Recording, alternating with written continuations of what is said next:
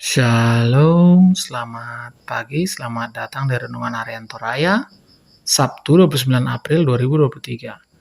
Sebelum masuk di Renungan Harian Toraya, mari kita berdoa. Bapa, terima kasih pagi yang luar biasa, kami bisa menghirup udara yang segar. Bukakan hati kami Tuhan, supaya kami bisa membaca firman-Mu di dalam nama Tuhan Yesus. Haleluya, amin. Pembacaan kita terdapat pada Yohanes 21 ayat 1 sampai 14. Yohanes 21 ayat 1 sampai 14. Yesus menampakkan diri kepada murid-muridnya di pantai Danau Tiberias. Kemudian Yesus menampakkan diri lagi kepada murid-muridnya di pantai Danau Tiberias. Dan ia menampakkan diri sebagai berikut. Di pantai itu berkumpul Simon Petrus, Thomas yang disebut Didimus, Natanael dari Kana yang di Galilea, anak-anak Zebedius, dan dua orang murid yang lain.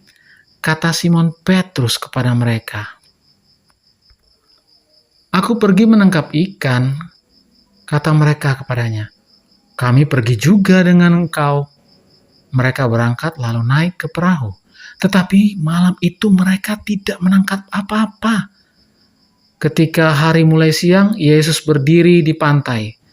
Akan tetapi murid-murid itu tidak tahu bahwa itu adalah Yesus. Kata Yesus kepada mereka, "Hai anak-anak, adakah kamu mempunyai lauk pauk?" Jawab mereka, "Tidak ada." Maka kata Yesus kepada mereka, "Tebarkanlah jalamu di sebelah kanan perahu, maka akan kamu peroleh." Lalu mereka menebarkannya, dan mereka tidak dapat menariknya lagi karena kebanyakan ikan. Maka murid yang dikasihi Yesus itu berkata kepada Petrus, "Itu Tuhan." Ketika Petrus mendengar bahwa itu adalah Tuhan, maka ia mengenakan pakaiannya sebab ia tidak berpakaian, lalu terjun ke dalam danau. Amin, firman Tuhan. Tema pada hari ini adalah keseharian pun diurus. Menurut Yohanes, yang dikisahkan pada bagian ini adalah penampakan Yesus yang ketiga, ayat yang ke-14. Penampakan pertama dan kedua pada pasal 20 ayat 19 sampai 23 dan pasal 24 sampai 29. Boleh dikatakan belum ada interaksi mendalam karena hanya sepintas dan berlangsung cepat. Pada penampakan yang ketiga ini terjadi interaksi yang mendalam, hubungan yang begitu dekat, dan ada kebersamaan dalam waktu yang cukup lama. Meskipun pada murid belum mengetahui kalau yang sedang bersama dengan mereka adalah Yesus, sampai murid yang dikasihi Yesus mengenalinya setelah mereka mendapatkan banyak ikan, ayat yang ke-7. Yesus yang telah bangkit telah menampakkan diri kepada murid-muridnya sampai 2 kali, tidak termasuk penampakan dirinya kepada Maria Magdalena. Menjadi menarik bahwa setiap peristiwa itu Petrus dan kemudian kawan-kawannya memutuskan untuk kembali bekerja, mencari nafkah seperti biasa. Lebih menariknya lagi karena Yesus justru mendatangi mereka dan kemudian larut dalam keseharian murid-muridnya di pantai dan di Danau Galilea.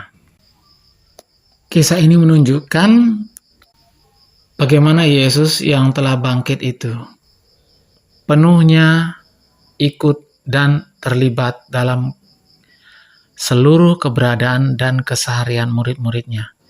Ia hadir ketika murid-muridnya sedang tertekan dan karena gagal dalam pekerjaan, Yesus menyuruh mereka bekerja dan menyertai mereka dalam bekerja. Ia melihat bagaimana murid-muridnya menghitung hasil pengelolaan sampai menyajikannya. Dengan menuturkan kisah demikian, Yohanes menghadirkan Yesus sebagai sosok yang hadir dalam seluruh urusan kehidupan para pengikutnya.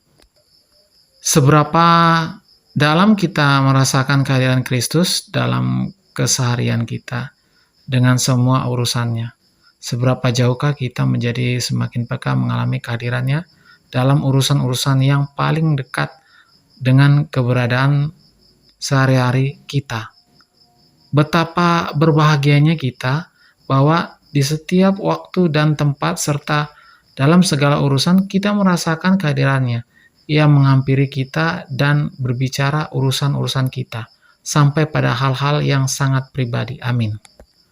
Mari kita berdoa. Bapa, dalam nama Yesus, terima kasih atas firman-Mu. Biarlah firman-Mu ini tetap tinggal di hati kami dan kami lakukan setiap hari dalam nama Tuhan Yesus. Haleluya. Amin. Selamat pagi, selamat beraktivitas. Tuhan Yesus memberkati. Amin.